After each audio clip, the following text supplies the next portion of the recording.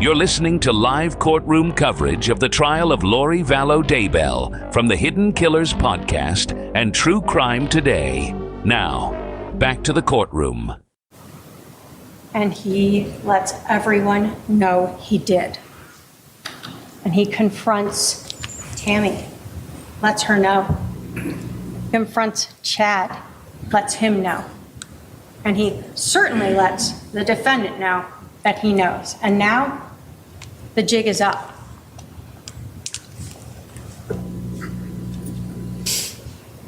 We see in these text messages that were recovered from the iCloud accounts, whether they're under the Bubby context or under the Melanie 2 contact, this relationship between Lori and Chad. If you want to read the story, it kind of mimics them meeting in November, hooking up in hotels, and discussing their love for each other. When we are talking about a motive and a person who wants money and who has not worked for 13 years, who has had her husband pay for her homes, her phones, her cars, allowing her to go to the temple and work out and go to lunch in restaurants, this is a big change in life if she loses all of this. But if she gets $1 million, it's not so big of a difference, along with that Social Security she'll be getting. And then obviously we know that once Charles was out of the way, Lori and Chad were able to get married. So what about those religious beliefs? Everyone that Lori knew, who she expressed them to, told you that they were not in line with the Church of Latter-day Saints. Everyone told you that she said things like she didn't need to repent, she didn't need forgiveness, she could do whatever she wanted now, that she was in a celestial state, translated, that she is spiritually and physically changing, that she's above the priesthood, that she knew who was dark and evil. You saw those text messages, both about Charles and heard from people, as well as about Brandon and Zach and Adam. People who were helping Charles were also dark or Z's. And ultimately, what did we learn? That she associated herself with Nephi, a prophet, a holy man, who was justified and asked by God to kill Laban because he was an evil, wicked king who had the tablets that God wanted him to go get. Lori was just like that. She was justified in her killing. We heard from her brother, Adam, that their relationship had ended when she told him some things about her beliefs that he disagreed with. That she was turning into that celestial state, that she didn't need to eat, that she had more authority than the priesthood. Yes.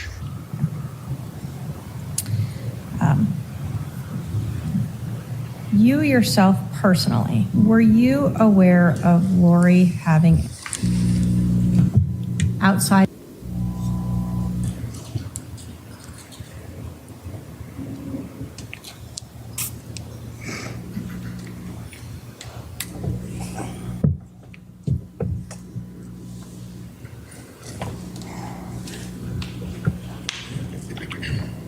Lori having any beliefs that were outside of what is accepted by the LDS religion? Yes. Can you tell us what you were aware of that you knew to be outside the LDS religion? Lori told me that she was in the process of translating from a mortal human being to an immortal human being, a celestial state.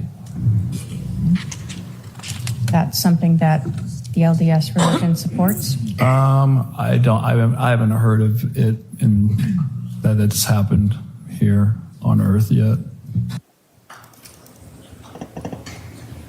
Serena Sharp told us about, again, the not repenting and Lori changing physically and spiritually. Members of the LDS Church?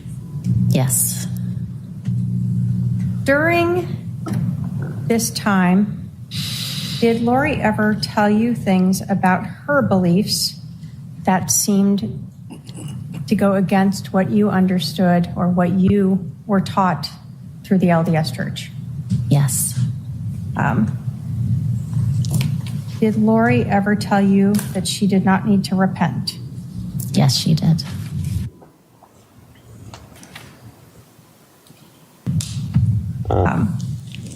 During this weekend, did Lori talk to you about her husband, Charles Vallow, being possessed? Yes, she did. What do you recall about her talking about her husband being possessed?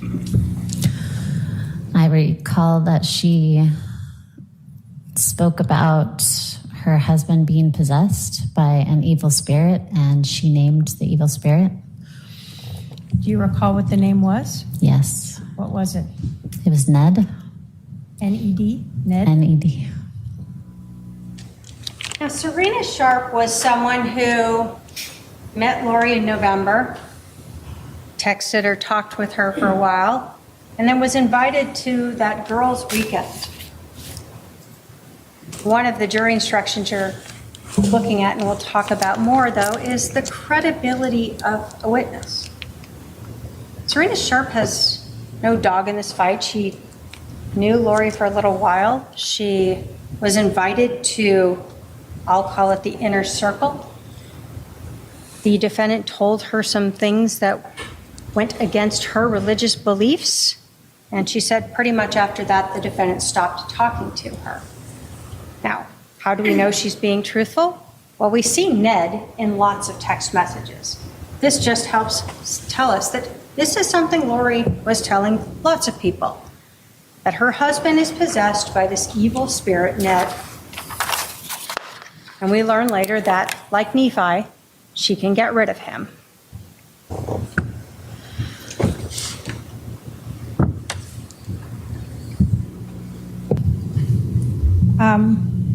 Do you recall Lori Vallow telling you that her husband Charles was no longer Charles, that he was now this possessed person?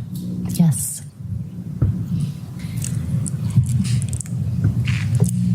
When Lori was talking to you about Ned,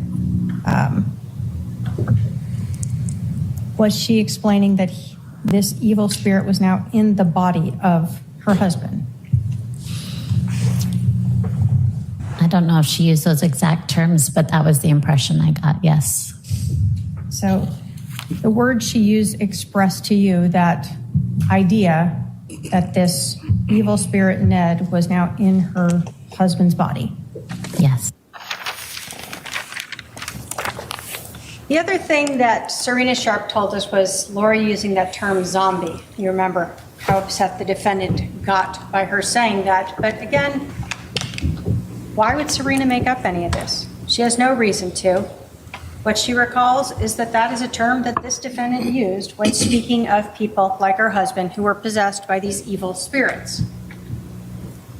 We heard from Christina Atwood as well, the same concept that Lori Vallow repeatedly would say. Did she tell you, as well as the other women who were at this meeting in February, that her husband was possessed? Yes. Okay. So it wasn't just you in a private conversation? Correct. She was open about it? Yes. So again, we see this ongoing timing of Lori Vallow talking of her evil, dark husband, who she later is authorized under her religion to get rid of.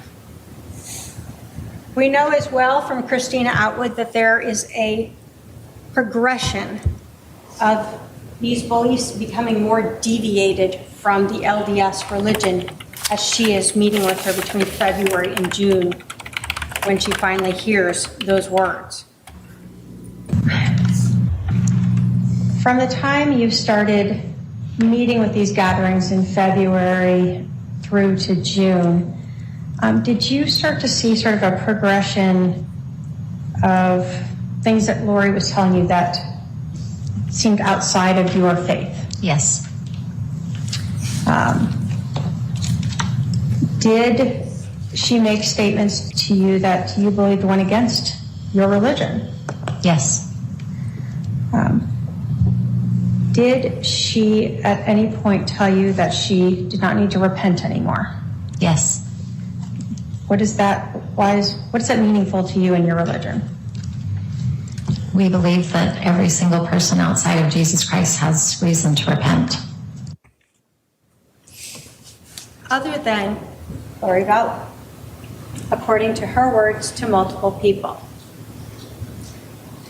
So let's take all of this, the motives and this timeline now, and talk about some of the jury instructions and all the evidence that supports proof beyond a reasonable doubt that this defendant is guilty.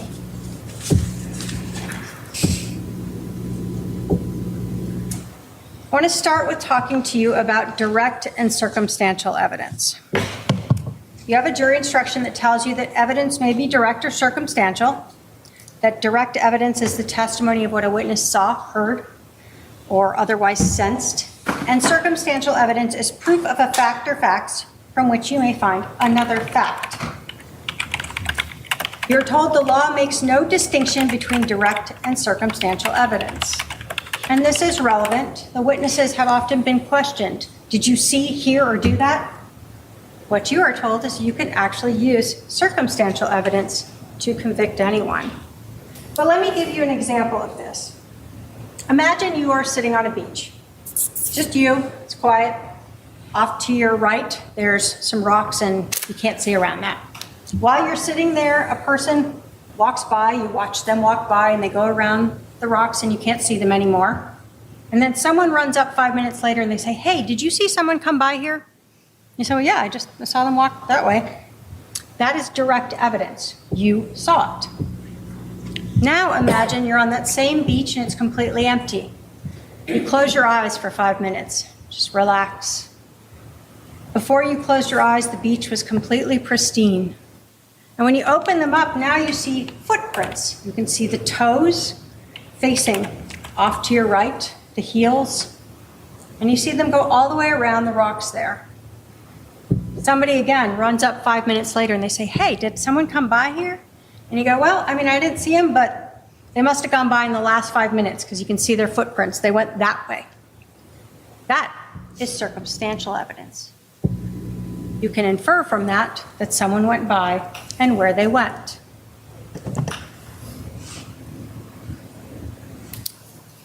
The burden of proof. The state has the burden of proof, as we absolutely should. So let's talk a little bit about what it is and what it is not. You're told that the burden of proof is proof beyond a reasonable doubt. And the instruction tells you that that leaves you firmly convinced in the defendant's guilt. You're told there are very few things in this world that we know with absolute certainty. And in criminal cases, the law does not require proof that overcomes every doubt. If, based on your consideration of the evidence, you are firmly convinced that the defendant is guilty of the crime charged, you must find him or her guilty. So I want to start by saying what proof beyond a reasonable doubt is not. It is not proof beyond all doubt. It is not proof beyond all conceivable doubt. It's not proof beyond all possible doubt, and it's not no doubt. You're told that there are very few things in life we know with absolute certainty. So just because someone says, what if? That is not a reasonable doubt. What you're told is it's proof beyond a reasonable doubt. As we go through the evidence and apply it to the crimes, we will show you that there is no reasonable doubt as to this defendant's guilt. So let's start with the crime itself. Conspiracy to commit first-degree murder.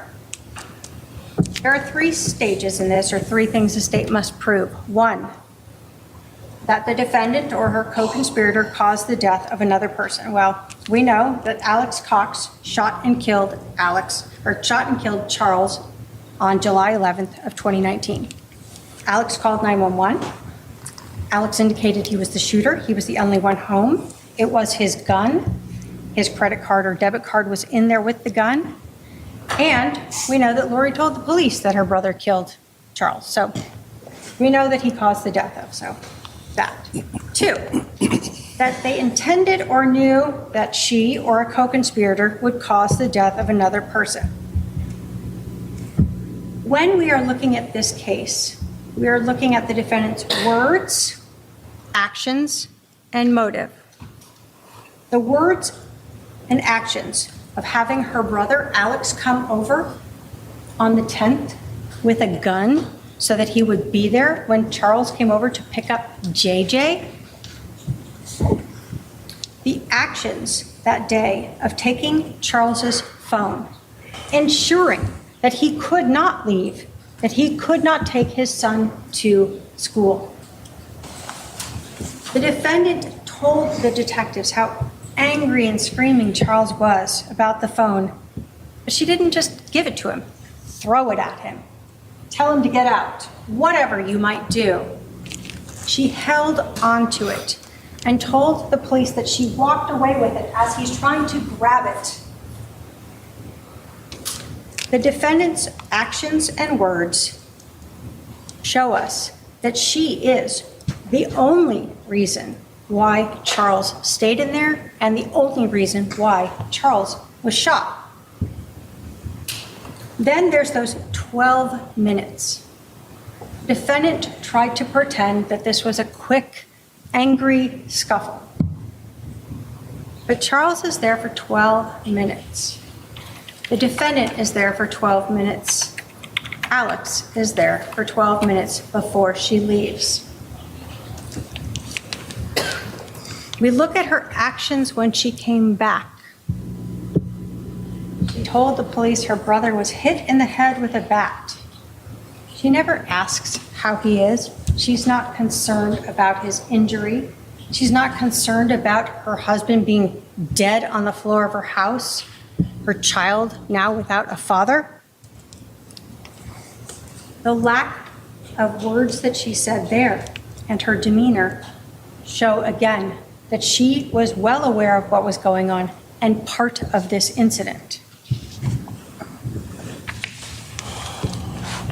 We look at her words to Chad, that Charles changed his life insurance policy before we got rid of him.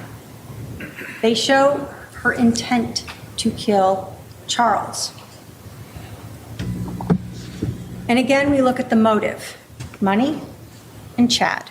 When did this happen? The first time Charles came back into town after he found out about the affair. Finally, the state has to prove that the defendant or the co-conspirator acted with premeditation. So I'm going to talk to you about premeditation. You have a jury instruction for it, and it tells you that the defendant or the co-conspirator intended to kill another human being or knew she or the co-conspirator would kill another human being, and that after forming that intent or knowledge reflected on the decision before killing. It is this reflection, regardless of the length of time in which it occurs, that distinguishes first-degree murder from second-degree murder. You're also told an act is not done with premeditation if it is the instant effect of a sudden quarrel or heat of passion. It's where you remember those 12 minutes and the calmness of her walking around with that phone and her demeanor. You're told the time needed for reflection is not necessarily prolonged, and the space of time between the intent or knowledge to kill and the act of killing may be very short. So I'm going to give you an example. It's a lot of legalese, and then we'll talk about what we really have here. So imagine again, you are driving your car. You do every day, and you're coming up to an intersection and you see the light turn yellow. And in that second you think, do I want to run it? Or do I want to slam on my brakes and hit it? Stop before I go into the intersection. You think about that, and then you decide, I'm going to slam on my brakes, and I'm going to stop. That is the time it takes to reflect. That is the time it takes for premeditation.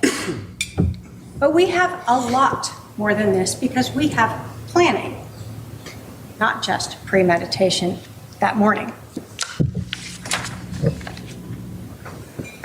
So when we talk about the premeditation that we see, it starts at least back in June, when we have Christina telling us about Alex Cox saying that he wanted to kill Charles, Lori having no reaction to that, and instead talking about drugging Charles.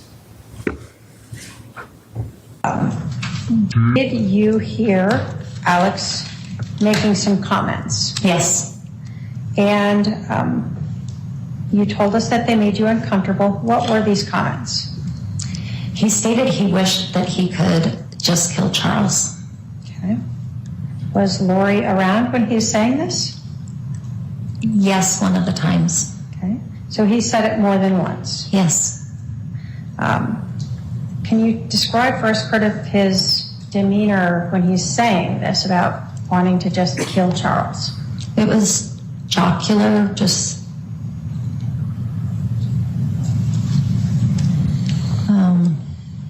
as I recall, he was standing up and just talking about it pretty loudly.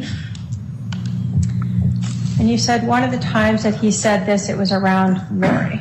Yes. Did she react in any way to hearing her brother say that he wished he could just kill her husband? Not that I recall.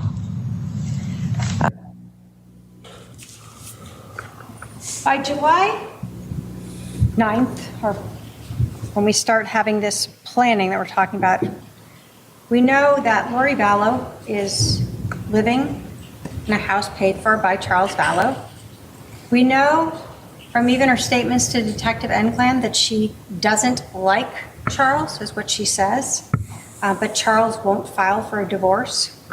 We know from her words and text messages that she wants to be with Chad Daybell, but Charles is her cash cow.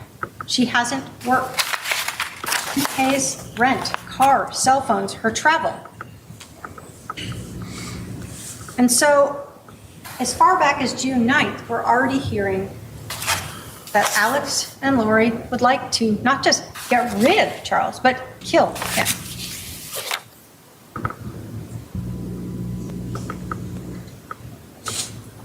But if you think that June 9th wasn't the beginning of this planning, this idea, this concept that Lori and her brother have of getting rid of Charles, this evil, dark, possessed person, that we know on the 9th that there is definitely a plan by this defendant.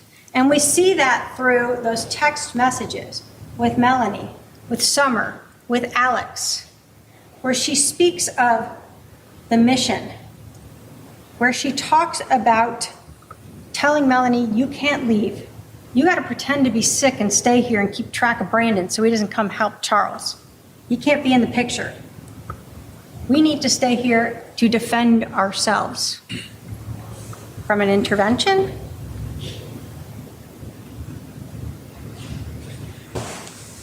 The 10th. Again, we have Melanie, who is talking to her and saying that she wants to just go to this wedding. And what does Lori tell her? No, you have to stay here for the mission. The mission of stopping an intervention? No.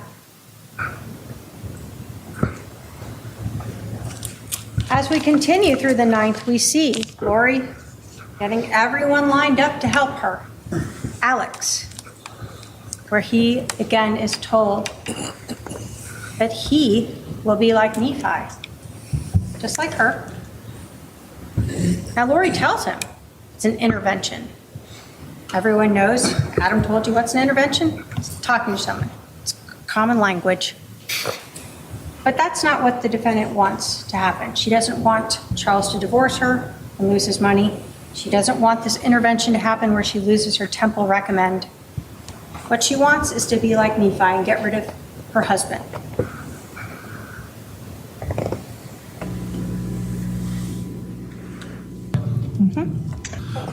Well, Nephi was a prophet in the Book of Mormon. It's the first chapter. He was a prophet, very humble and faithful servant of the Lord.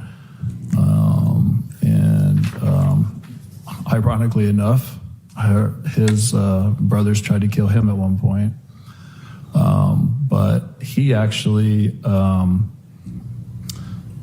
ended up going to Jerusalem to get these plates back, and he was run off, came back, and then went back again because the Lord asked him to. And when he did, the King Laban, who was actually a wicked king, was laying on the ground drunk in front of him. And Nephi was told to kill Laban. Who was he told by? The spirit, or, God. So God was using a Holy Spirit to tell him to kill Laban, and Yes. did he? Yes, he did. Was that something he anguished over? Yes. But ultimately, it was a justified killing. Yes. You heard from Detective Duncan that everyone he spoke with gave this same story. And again, the defendant questioned others about this story. But what we've heard is, from Detective Duncan and from Adam, that Nephi is this justified killing.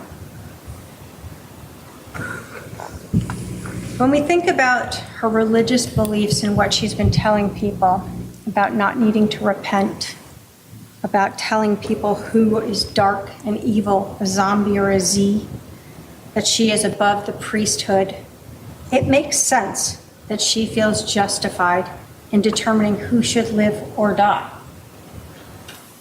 just as she told her brother on the 9th. And we know that, in fact, we're talking about a justified killing because Alex brought a gun over. He didn't bring the Book of Mormon to talk to Charles about something. He didn't bring a friend to try to record Charles saying something. He brought a gun with him. And then he waited there for his sister's husband to come into the house so he could kill him. What we see is a very planned out, premeditated murder. But let's talk about some additional premeditation. Again, as we're looking at Summer, we see on the 10th that Lori is having her sister update her on where Adam and Zach are staying, so she knows they're not with Charles. They're not coming over. They're not going to be interfering with their justified killing.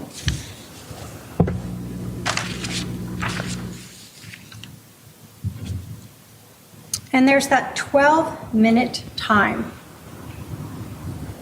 where the defendant desperately wanted to rewrite the timeline as they told the police that day. This just happened. It was very quick, but it wasn't. It was 12 minutes.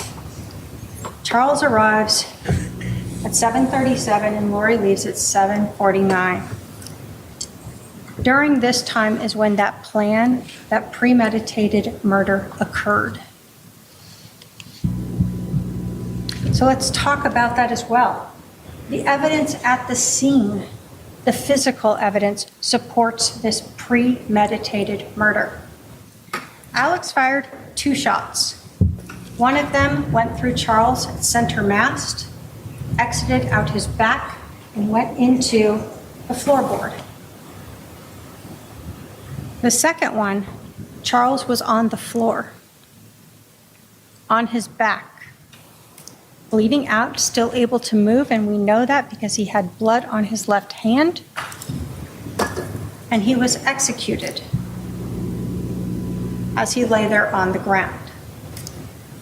In that time, when we talk about premeditation and reflection, as Adam had to move his hand down, reposition the gun, and discharge and pull the trigger one more time, that is premeditated first-degree murder, no matter what you believe before that.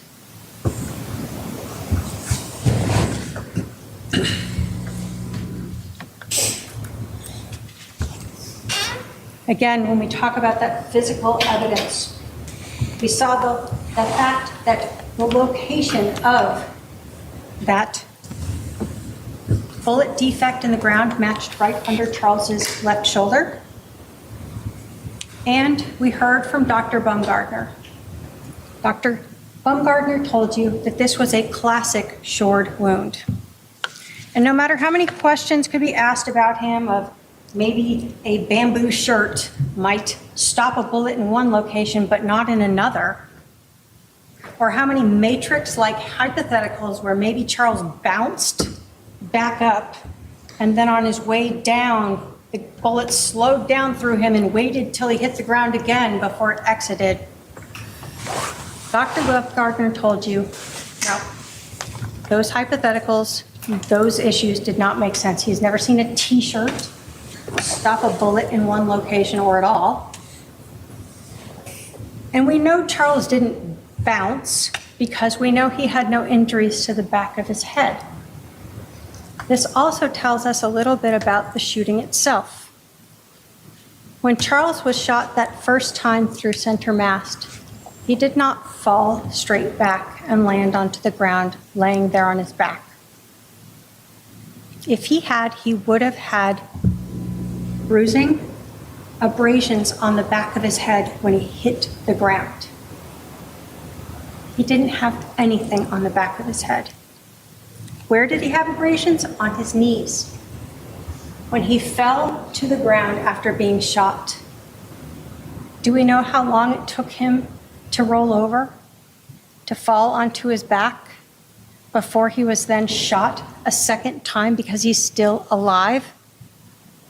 You heard it could take up to 2 minutes for Charles to have died, and then he could have spoke and moved during that time period. What we do know is that he eventually ended up on his back. And while he was on his back is when he was shot the second time by Alex. This defendant and her brother in that house waiting and making sure that Charles was dead, murdered, executed. Words, actions, motive, and physical evidence all tell you what happened that morning. So let's talk about conspiracy. And I know there are a lot of layers here, and I'm just building them up for you. You're told in your jury instructions that conspiracy requires proof. 1, the defendant agreed with one or more persons that one of them or another would engage in certain conduct. So again, we look to Lori Vallow's words. What she had been talking about for months, Charles being possessed, being dark, wanting to kill him, the discussion on June 9th, poisoning him or drugging him previously. And then when we got to July 9th, it is all coming to a head. We will be like Nephi. Her actions, having Charles come to the house, instead of him staying there, she had him stay away. Why? Because if Charles stayed at the house, couldn't have Alex come over with a gun and be ready to shoot him, right? You got to have him come in. Her actions of inviting her brother over with a gun the night before so he would be there. She knew when he would show up. He texted her, "I'll be there at 7:30. Pick up JJ." But most importantly, why did Charles stay in the house? Lori told the detective that Charles initially was like, "Oh, I'll just stay here for 20 minutes and then I'll take JJ to school." Well, she wasn't going to kill him in front of JJ. No, take JJ to Burger King. Get him out of the house. Go put him in the car. And he does that. But then she takes his phone. And she won't give it back. What she told the detective was, before this alleged Tylee bat, whatever thing you want to talk about there, that she had Charles's phone and was asking him about texting Adam. Of course, that's interesting because how would she have known that? But we know she had the phone actually for a while before she did that interview. She tells the detective numerous times that Charles is telling her to give him back his phone, and she will not. That she's walking around as he's trying to get the phone. She won't give it to him. Why? Because she needs Alex to come out. He brought that gun over for a reason.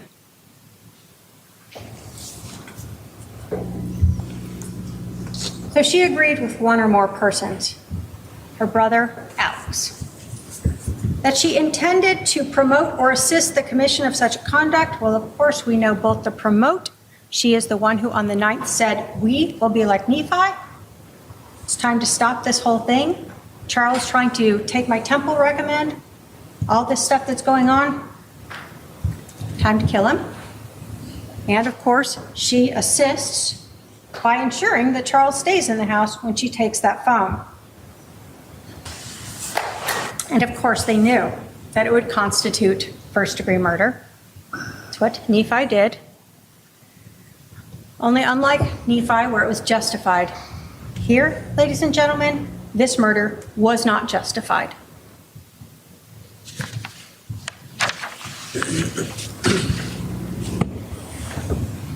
Finally, think about the demeanor when you're thinking about, again, words, actions, motive, and demeanor. When Lori comes back to the house, she is very, what did we hear that word many times? Nonchalant, calm. No questions about her brother, no questions about her husband, no questions about the house, just laughing about her neighbors. She is in absolute agreement with what has happened. She knows what's happened and she's calm and good with it because she doesn't need to repent. She is able to determine who should live and die, and she has done that.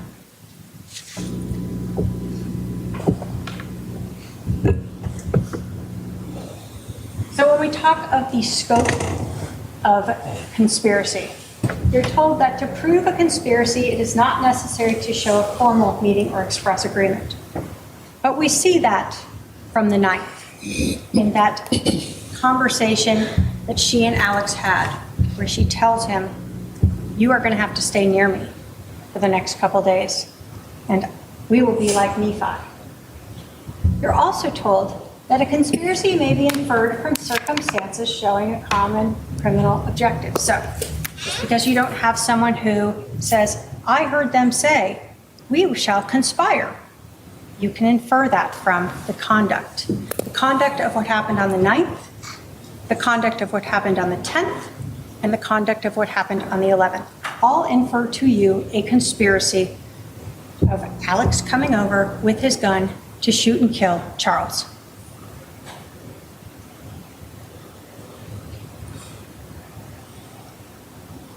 As we again look at this in this conspiracy, again, we're looking at the same words and actions. March, Charles is no longer there. There's just an evil spirit in his body. June, Charles is still possessed, and now Alex is saying he wants to kill him. Lori is fine with this, and she says she's drugging him, or had been drugging him. And then 2 weeks before, all of a sudden, Charles knows Lori's been having this affair.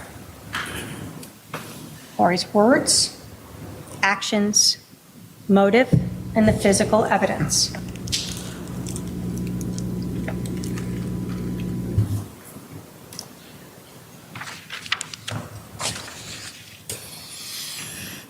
Conspiracy again, we see that Lori and Alex know exactly when Charles is showing up. Alex doesn't go to the door according to Lori and confront Charles or tell him we'll send JJ out and you can leave with him. The world is so difficult. How hard would that be? Bring JJ right to the door and let him leave with his dad. No, you aren't going to shoot him outside. You want to make it look like self-defense inside. As you go through this and we think about what's going on, the defendant doesn't even care. She wants her husband killed so bad that she's willing to let her brother bring over a loaded gun in an unlocked gun case in a house with a 7-year-old autistic child. That's fine. When the defendant was questioning Detective Enclen, she was talking about how hot it was outside. JJ's out in the car. But she has no problem with an unlocked gun in the house with the kid, and she's worried about her child out in the car? She's not. We know that because she's the reason Charles doesn't go back out into the car and leave. She keeps him there in the house. She is why JJ's out in the car alone. She has to keep him there until Alex comes out and can shoot and kill him. When we talk about that premeditation, obviously we're talking about that message. We know from the 9th on, they are premeditated, they are conspiring, and it's all heading to July 11th. We look at the timing of this, and this is actions and non-actions. Charles is in the house for 12 minutes. After those 12 minutes, they wait 47 more minutes before they call 911. Why? To stage the scene. No CPR is performed. They wait for Charles to be dead, and then they talk during this time period. They talk. They could call 911, but nope, they're going to just talk. So again, you're looking at their actions, what happened and didn't happen, and the motives.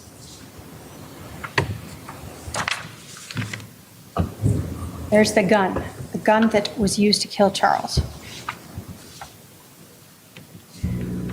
We're going to go through a couple of these exhibits, some of what Lori said, and it's exhibits 192 and 197, where she again says that Charles came over and said he was just going to hang out at the house for like 20 minutes, take JJ to school.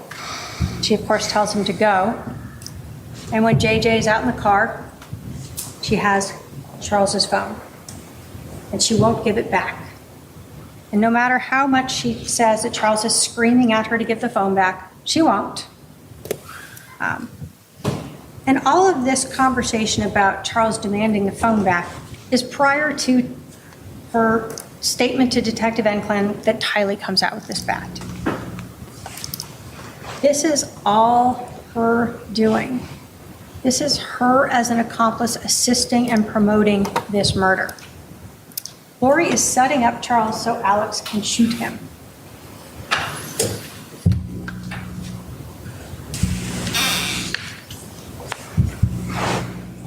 And with JJ? And so he put it in the car, Okay. in the driveway, and then he came back in, right? So I kissed JJ goodbye. He came back in, and his phone was on the counter, and I had his phone.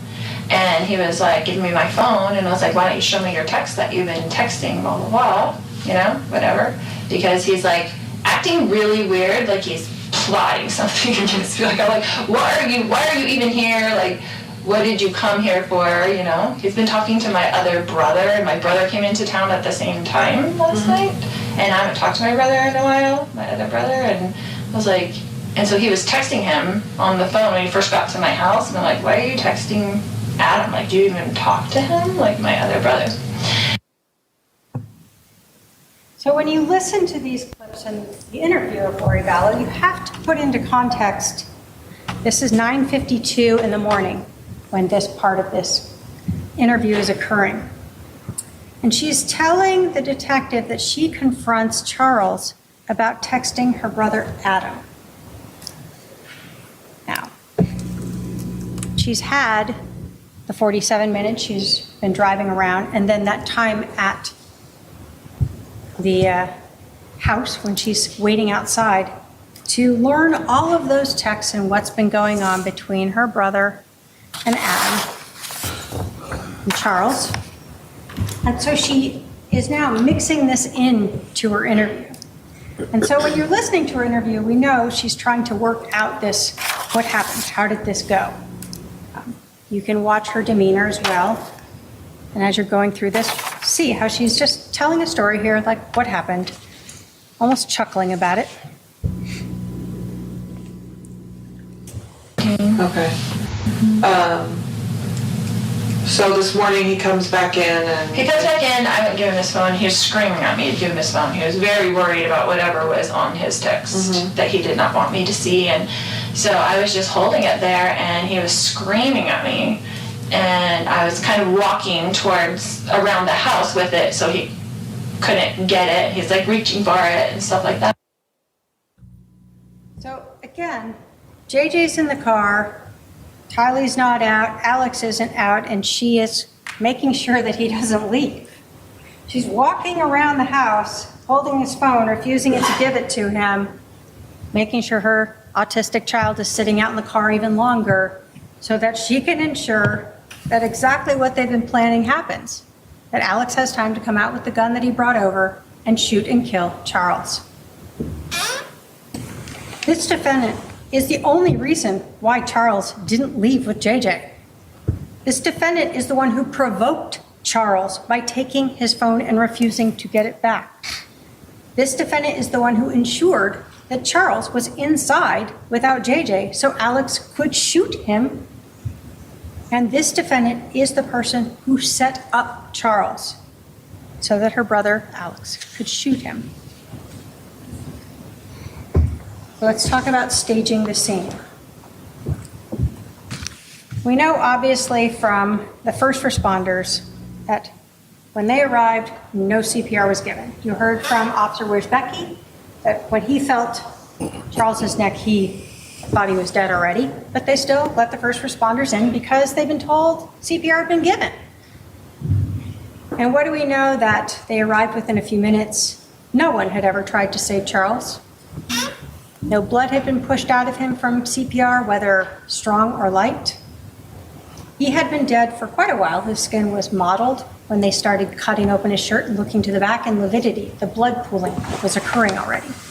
So they kind of knew something was off with that timeline. So what about the scene itself? The bat. It is placed to the right of Charles to look like he was using it.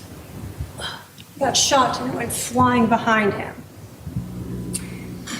Well, obviously we've heard from Kay, Charles's sister, that he was left-handed. We know from the blood evidence on his hand he was left-handed.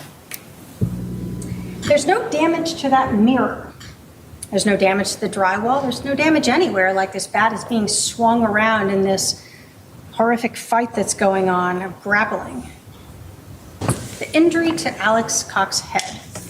You heard it was a small 1-inch cut that he was using a paper towel to pat, and at times, as we watch that Exhibit 1, rubbing it, making sure it stays bleeding. There is no blood at the scene from this giant grappling thing going on that Lori Vallow wanted them to believe.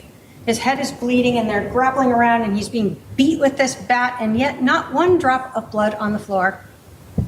Not one drop of blood going down the hallway when he put that gun away. Not one drop of blood on the gun itself. And then the shoes, left by the door to look like Lori Vallow had run out in fear after this horrific incident that they planned. But what we know from the Walgreens video is that she did enter the store with shoes, something on her feet. So we're going to go through. We know Charles, again, left-handed. Field with your brother. Yeah. What position did your brother play? He was a pitcher. He was very, very good. He was a left-handed pitcher, and they're very hard to hit against. Okay. Did he bat right or left-handed? He was left-handed. Did he do everything left-handed? Yes. Left-handed? So we know that Charles batted left-handed, not right-handed. And what we know is Lori Vallow had a story about how Charles was using that bat. And it becomes very important as well when we're talking about the staging of the scene. This is Exhibit 193. Yeah, she was outside. And then what happened? Then they got up from that, and my brother had like stepped back, I guess, and then Charles was coming with me at the bat and yelling at me to give him his phone still, because I had it in my hand. It was all really quickly. And then when I went around kind of in the circle, then my brother was there. When you said when you were going around and he was coming at you with the bat, how was he holding the bat? Just like that, like backwards, almost in one arm. Like he was swinging it backwards? He would have done like he would have swung it backwards at me, not frontwards. Okay. So Lori Vallow tells Detective Enclan that Charles is swinging the bat backwards. Now, if the bat was like this when he was shot, the arm would have been shot. Covers his center mass. So we know he wasn't here. So if he's out here, where would the bat go? Down? Out? Somewhere that way to his left. It would not end up thrown up above him. And if it wasn't there again, Charles would have been shot through the arm. Obviously, Alex forgot that Charles was left-handed. So when he placed that, like he was coming at him with a bat, their stories didn't quite match up with the evidence. So if we rely on Lori's story of how Charles was holding the bat, then there's zero way that that bat would end up where it ended up. And again, we know he's left-handed from not only Kay, but his own admissions of that blood on his hand. So we see the scene is staged, this bat that is so necessary to try to ensure this justified killing is legally justified and not just spiritually justified. When we talk about the scene as well, and you're looking at where Charles was, at least when that second shot went through him, you can see in the photograph to the right, the shot to Charles's chest, right between his nipples, and the shot to Charles's abdomen, down lower. We know that that first shot through his chest, that Charles would have been facing a little more towards the open area there where we see the hallway and the kitchen. We know that because there was the bullet trajectory Detective Cruz told you about that entered that far east wall. We know there was stippling, and so the defendant would have been, well, her brother would have been within 2 to 4 feet of the muzzle of that gun, within Charles 2 to 4 feet. We know from the lack of that injury to the back of his head that he didn't fall straight back. We know from the blood on his hand that he was still alive after he was shot. And we know the lack of stippling for that shot to his abdomen and that trajectory, and even the defendant's own statements that she saw her brother at Charles's feet, that he would have stood there at Charles's feet when he fired that second shot as he was laying on the floor. You have the bat, Exhibit 249. You can look at the edge of it. You see the photograph of the edge of it. There is no blood and no damage to this bat. Regardless of how many times the defendant was hoping that blood was invisible, we have all cut ourselves and seen that blood is red. And there was no blood on this bat. There is no blood on this bat. There is no damage to this bat. So you have a semi-professional baseball player who has a bat in his hand, and he sees someone with a gun and he doesn't beat him with it, take his head off with it, knock him unconscious with it. Instead, all we see on this bat is 0 damage and 2 partial prints. No prints of a body or smushed skin on it. Someone that's sweating from a fight that's left a large arm print on it or anything else? Nope, just two partial little prints on it. When you think about what is there and what isn't there, does the evidence of this bat fit in at all? It doesn't.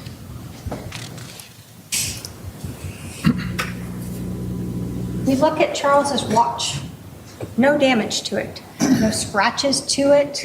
No dings to it as he's grappling on the floor like Lori wants you to believe. We know that at some point Charles is standing and shot, and we know that final shot he's on the ground. We know he fell to his knees at some point. And when you look at that physical evidence and the lack of damage or anything on that bat, again, what makes sense is that Charles fell to his knees after that first shot.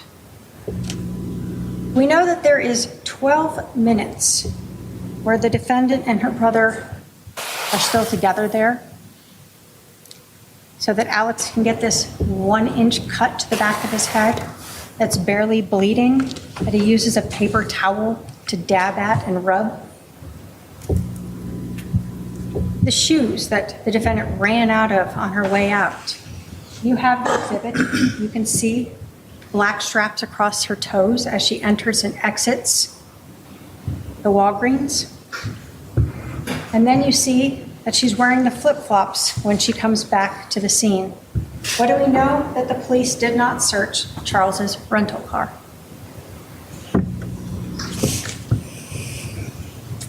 Credibility.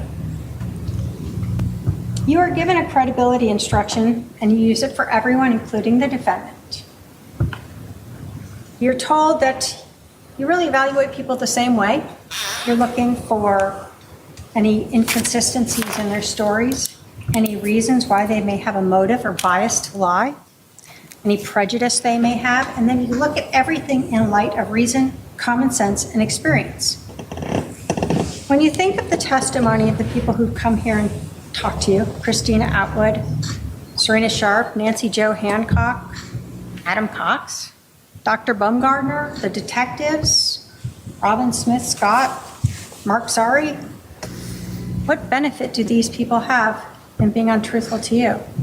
They have body cameras, they have prior documents, and they have memories of what this defendant said. But the credibility of Lori Vallow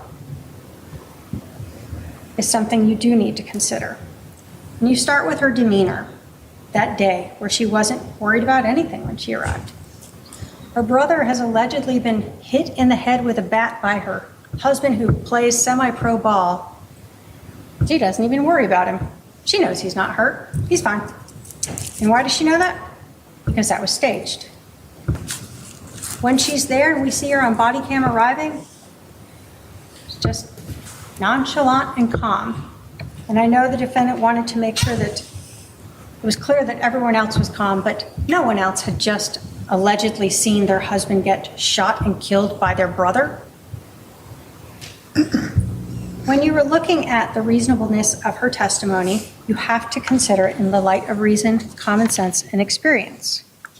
And the way that she was acting and reacting that day, as well as her own statements, do not fit the evidence, do not fit the physical evidence, and you will see her credibility throughout this whole case has been questionable.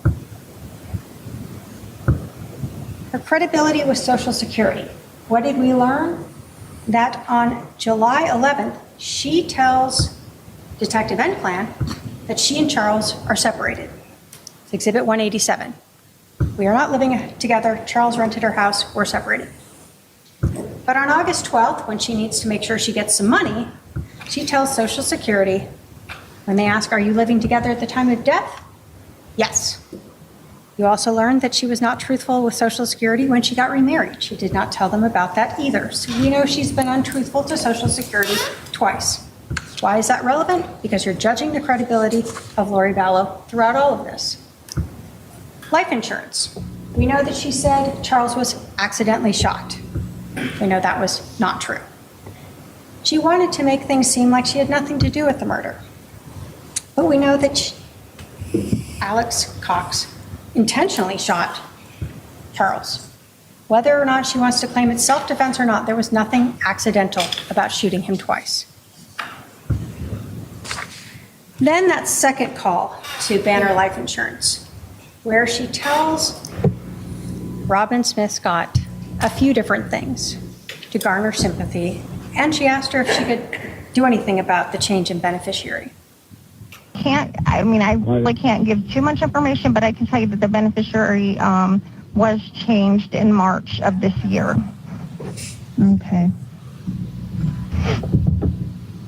Okay, I'm trying to figure out what he was doing since we have 5 kids and we've been married for 15 years. Oh, I'm sorry. So Lori tells this woman, we have 5 kids, which if you want to count them all and admit that 3 of them are adults, then okay. Really, they have 1 kid in common. Tylee, you learned, was actually getting Social Security survivor benefits from her dad's death starting in 2018. Lori's son, Colby, isn't living with them. Charles' son's never lived with them.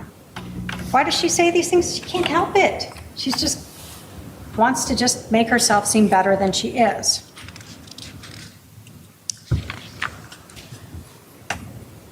What about the credibility of her interview, even during the police interview? We've talked about a few things, but one of the things she told the detective. That I didn't file anything or whatever. And then he filed something against me and said, I'm only going to get supervised visits because I'm crazy and blah, blah, blah, the story.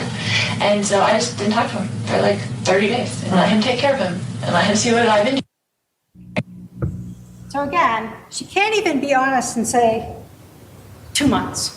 She's got to be like 30 days. I was kind enough to just leave my husband with my son for 30 days. What we know is that Lori Vallow was gone a total of 78 days, 58 while she's flying to Hawaii, going to Idaho and back with Chad.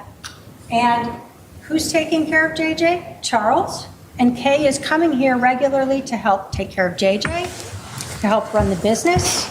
And then eventually on March 28th, that's when Charles finally decides he hasn't been able to find Lori. He doesn't know where she is. He's going to move to Houston to be closer so his sister can help him more easily. And this is when Lori finally shows back up. So again, even the simplest thing of just trying to be honest about how long she's been gone, she has to minimize it and make herself seem better. With your cross. The shoes.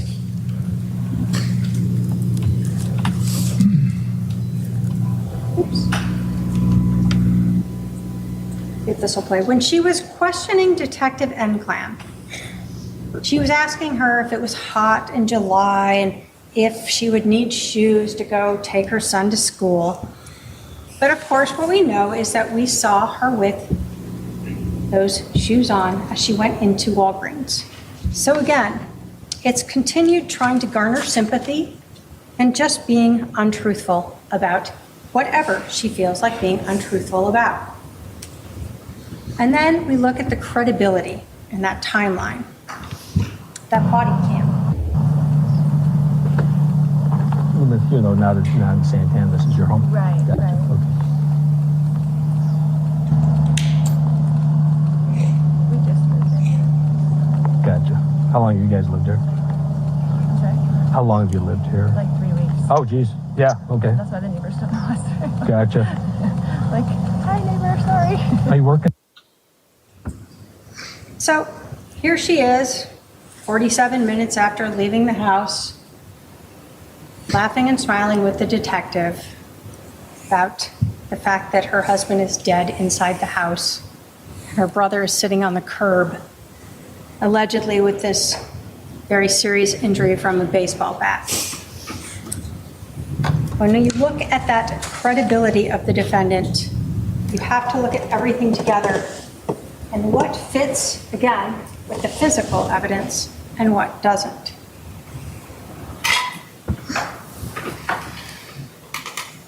Finally, let's talk about the justification defenses. What we know is that Lori Vallow thought she was like Nephi, that she was justified in killing Charles. That her brother, who was supposed to be like her, was also justified in killing Charles. But Lori Vallow is not justified under Arizona law, nor is Alex. So let's go through the different justification defenses.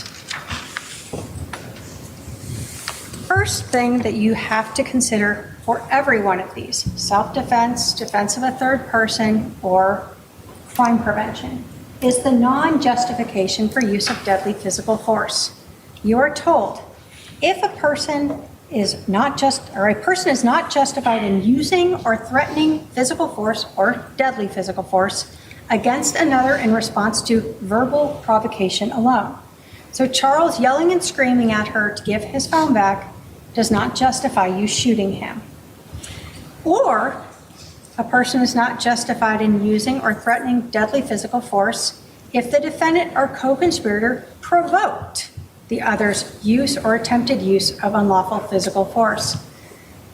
So we know here Lori provoked Charles by taking his phone and refusing to give it back. So again, when we look at every one of these defenses, you'll see not only do they not apply, but none of them is the defendant entitled to. This is not self-defense. In self-defense, you're told that a person, a reasonable person, can use deadly physical force if they believed that deadly physical force was immediately necessary to protect against another's use or apparent attempted or threatened use of unlawful deadly physical force, and the person used or threatened no more deadly physical force than would have appeared necessary to a reasonable person in this situation. We know that Lori Vallow used Charles's phone to get him to come back inside, and she used his phone to keep him inside and give her brother time to come out and shoot and kill Charles. We know from the physical scene itself that Charles did not use a bat. We know from the physical evidence of Alex's 1-inch cut to his head and the lack of blood or concussion, the lack of damage to the mirrors, the walls, the location of the bat in relation to Charles, they all tell us that Charles did not use a bat. We know that Charles was a semi-professional baseball player. This would not have ended that way if he had had a bat. But even if you somehow think that he did have a bat and he was swinging it at Alex, the defendant, whoever, he still was not justified in shooting him when he was on the ground. It has to be immediately necessary to protect against another's use. When Charles is on the ground and he is shot that second time, there is no threat to anyone. And so that is not self-defense.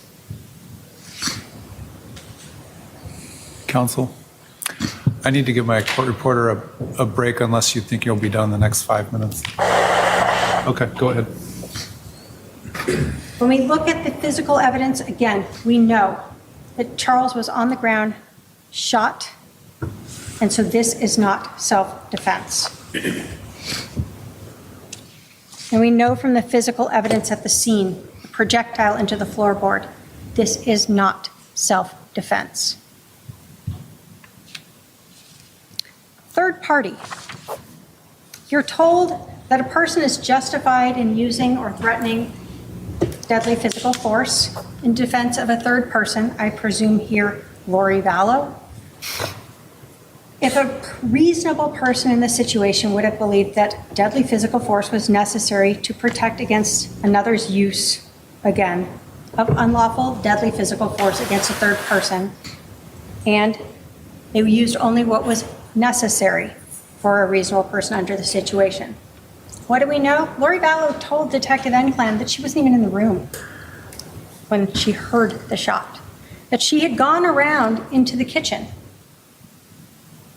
Who's he protecting at that point? What third person that's no longer there is he protecting? You can't protect against a future, what might happen. or what already occurred. It has to be now. And Lori Vallow herself put herself outside the room when her brother shot Charles. So there is no third-party defense. But again, the same thing applies. Even if you thought so, that second shot removes any possibility of being justified. Crime prevention. This is the exact same thing, only in a slightly different stated way. But like self-defense, it allows a person to use deadly physical force against another to the extent a reasonable person would have believed that deadly physical force was immediately necessary to prevent Charles from committing aggravated assault against Lori Vallow. We know she's not in the room. Even if he had that bat and had been coming at her and then she left the room, that crime is over. And again, even if you believe he had the bat, you cannot shoot him while he's on the ground. That is not what crime prevention permits you to execute a person. Finally, there's mere presence. You're told that guilt cannot be established by a defendant's mere presence at the crime scene, mere association with another person at the crime scene, or mere knowledge that a crime is being committed. Lori Vallow wasn't just present at this crime scene. She brought her brother to the crime scene. She ensured that he brought a gun with him. She ensured that JJ was outside, and she ensured that Charles stayed inside. She was not merely present. She was a person who was actively participating in this crime. Ladies and gentlemen, we have talked about the evidence in this case. Evidence that was presented to you through witnesses who took the stand, and exhibits that were admitted for you to review. Remember the evidence of Lori Vallow's motive. Charles's life insurance, Chad Daybell. Remember Lori Vallow's own words of wanting to get rid of Charles, of drugging him, her acceptance of her brother's statements that he wanted to kill Charles, how she used Melanie and Summer to plan her mission and ensure that Charles didn't have help from Brandon or Zach or Adam. Her words to Alex about it all coming to a head, that he had to stay near her and they would be like Nephi, justified in killing Charles. And finally, her words to Chad Daybell on July 18th, confessing to the killing when she said Charles had changed the life insurance before we got rid of him. Look at her actions and demeanor, having her brother come over on the 10th to her house with a loaded .45 caliber handgun, creating the one and only reason why Charles stayed inside the house, why he didn't just take JJ to school. The 12 minutes that Charles is at the house before Lori leaves in the car, the 47 minutes after that before they call 911, her demeanor when she comes back, not caring that anyone has been hurt, her demeanor on the body-worn camera, during her interview, what you heard about during the drive. Think about her credibility, how she cried for you in her opening statement. You certainly didn't see her cry on that body camera footage. You didn't hear about her crying as she was being driven to the Family Advocacy Center, and you did not see her cry in her interview. Finally, think about the physical evidence that proves that Lori and Alex staged this scene, that Charles was never in possession of that bat when he was shot by Alex or either of the shots, that instead he was executed that day for this defendant's benefit. The physical evidence disproves beyond a reasonable doubt that Lori Vallow and Alex Cox were justified under the law in killing Charles. The jury instructions tell you to use reason, common sense, and experience. Charles Vallow is dead today because this defendant and her brother Alex Cox conspired to kill him. They planned it out, and they had their weapons, and they orchestrated a way to ensure that Charles was back in the house where he was shot and killed for money and Chad Daybell. The evidence proves to you that Lori Vallow Daybell is guilty of conspiracy to commit first-degree murder, and the state asks you to hold her accountable and find her guilty. Thank you.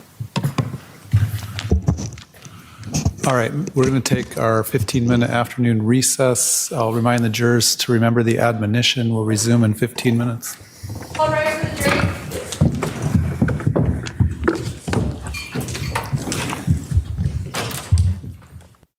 There's more live courtroom coverage coming up. Press subscribe now so you don't miss a second from the Hidden Killers podcast and True Crime Today.